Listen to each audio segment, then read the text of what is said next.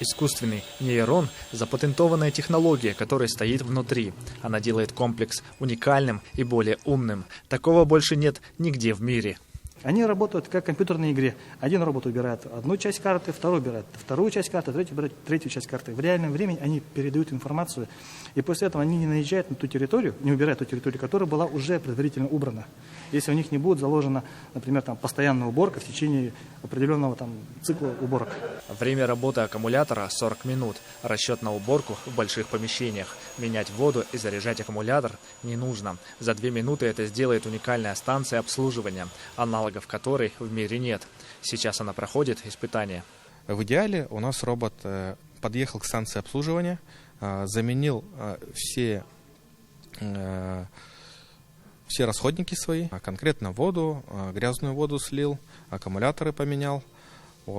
После этого отъезжает и едет убирать, мыть полы.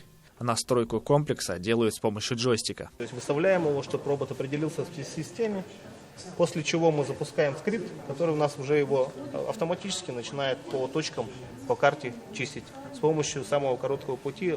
Разработка новая, поэтому у робота есть и недостатки. На данный момент робот спокойно ездит в помещениях 10 на 10 метрах. Если помещение больше, чем это, у него начинаются проблемы с позиционированием. В дальнейшем хотим разработать, чтобы он в еще больших помещениях ездил. Для этого нам нужно установить дополнительные датчики, мы этим занимаемся. Все хорошо. Роботы будут экспортироваться как франшиза и тем самым привлекать инвестиции в Якутию. Их будут сдавать в лизинг клиринговым компаниям. В планах у разработчиков создать целый завод по производству роботов на базе Северо-Восточного федерального университета.